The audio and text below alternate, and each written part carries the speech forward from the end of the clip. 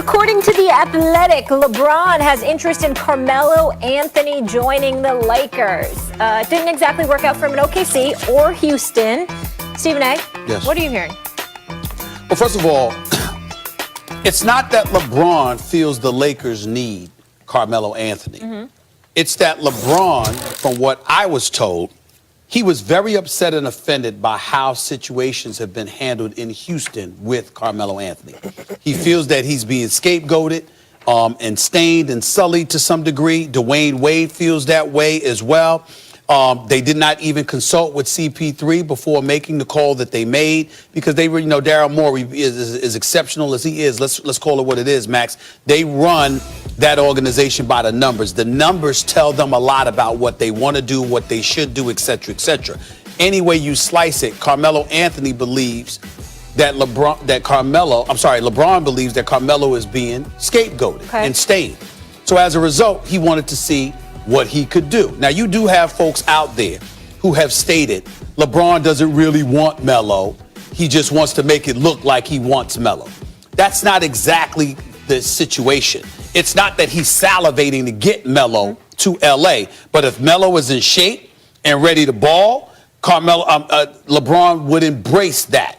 But the primary reason he would embrace it is because he got love for his brother, and he doesn't appreciate the way that Carmelo has been treated, more so than for just basketball reasons. That's the situation, Max.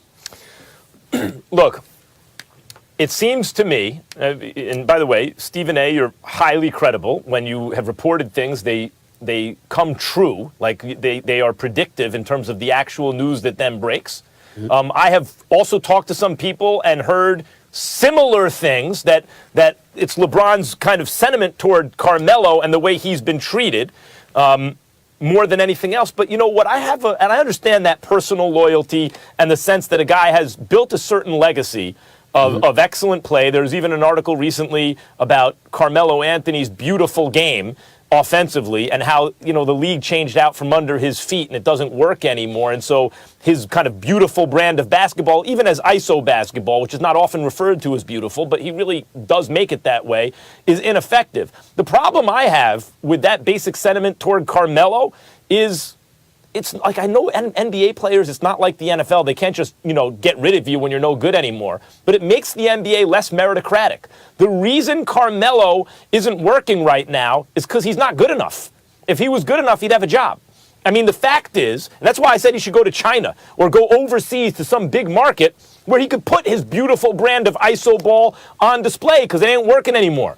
Now, I'm not saying he never won or you could never build a winning team around Carmelo or he wasn't once a great player. I understand that he was. But teams that got rid of him usually got better. Even the Denver trade, they got much more depth, and eventually Masai Ujiri turned that into a winning team, a team very tough to beat at home. He goes to the Thunder, what happened? I mean, even the Knicks, by the way, when Lin was balling out and then, Carmelo's a ball stopper. No, he's not. Carmelo comes back. They stopped winning, at least temporarily. He goes to the Thunder. Look what happened to them. Then he leaves. Now look at them. He goes to the Rockets. Look what happened to them. So LeBron may be sitting there going, hey, people are confusing correlation. Carmelo shows up and some stuff goes wrong. Maybe that's bad luck. With causality, Carmelo's causing it to go wrong, and he thinks his boy is getting a bad rap. But the fact remains, how much can Carmelo really help you? So the bottom line is the basic thought about what LeBron is doing is right. Well, he's trying to hook his boy up. He's just putting this out there to hook his boy up. Max, let me break a few things down because I want to get your response to it, and I need you to listen to what I'm about to tell you. From a basketball perspective, even though I disagree with you, I get where you're coming from. What I would say in response to that is that if LeBron is the greatest player in the world, and widely considered to be that way, not just because of his physicality, his basketball acumen, but the fact that he's been basically a point forward throughout his entire career since high school. The ball is in his hands. He's making decisions. So if he is the greatest, and he is that great, and particularly great when it comes to decision making, then obviously his presence, because of all it encompasses, would greatly benefit Carmelo Anthony. When I look at the Lakers and their makeup, I've told you before, only two players, and I'm not talking about Tyson Chandler and JaVale McGee because they're big men and we understand their purpose. But outside of those guys, I told you the only two people that are must-keepers on the Los Angeles Lakers is Kyle Kuzma and Josh Hart. anybody else can go as far as I'm concerned because LeBron and the way that he plays, I don't think that game is beneficial to Lonzo Ball and Brandon Ingram. A guy like Carmelo Anthony, who's just looking to catch and shoot, particularly at this stage of his career, is beneficial. Here's where it gets interesting, Max, and I got to tell you this.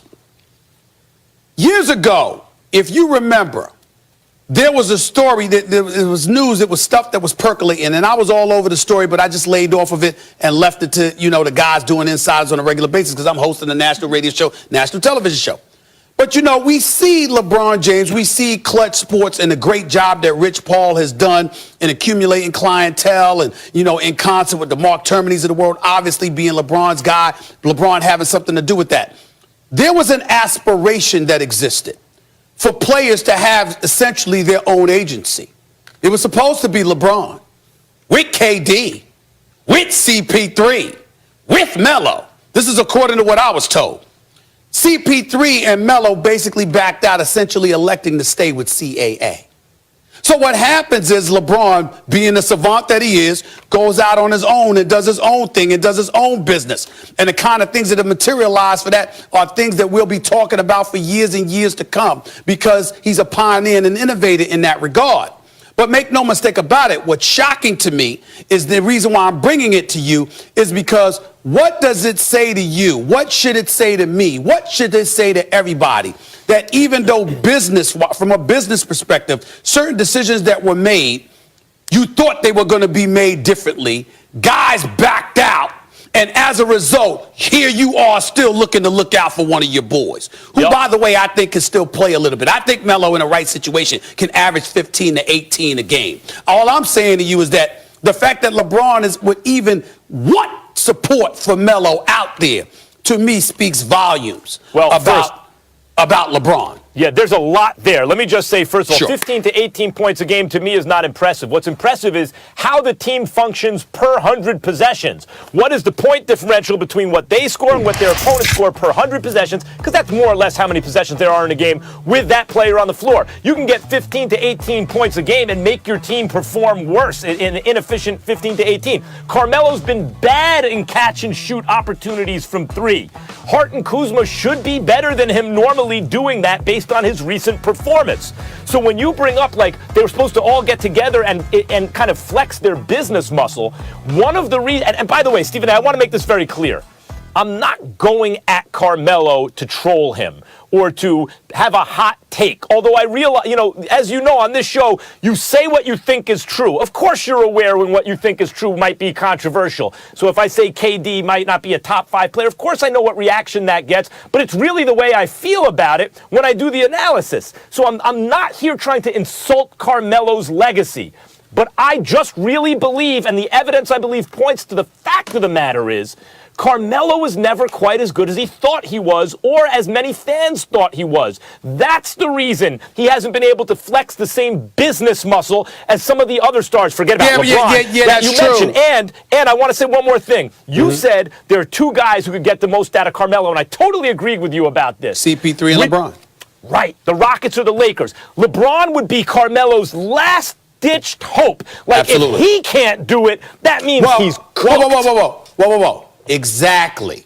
And so my point to you is that, this is the end for Melo to end up in L.A. This would definitely be the end. If he can't work there, the career is over. Fair enough. But if LeBron is what we say he is, then there is nothing to talk about here. If anybody can do it, because what you're not asking Melo to be Melo, Molly. You're asking Melo to be a better version of Brandon Ingram. And I think he can pull that off. All right. Over the last 2 seasons, Melo's shooting 40%. Well, we the know that. Lakers play the Spurs in San Antonio tonight. When we come back, the Heisman Trophy.